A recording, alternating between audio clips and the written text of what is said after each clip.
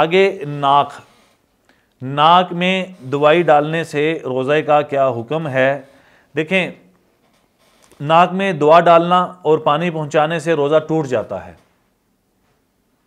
अगर किसी आदमी ने नाक के अंदर कोई दवाई डाली या पानी इस कदर ज़्यादा ऊपर चढ़ा दिया कि नरम हड्डी को भी क्रॉस कर जाए, तो इस तरह क्रॉस कर जाए कि इसका जायका या असर वो इंसान को हलक में महसूस हो, तो ये चीज़ रोज़े को फासिद कर देती है।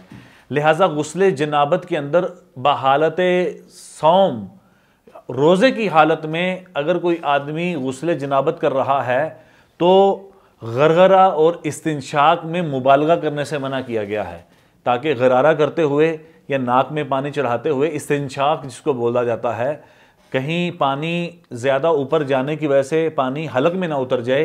लिहाजा इससे रोज़ा फासिद हो जाता है, एहतियात करनी चाहिए।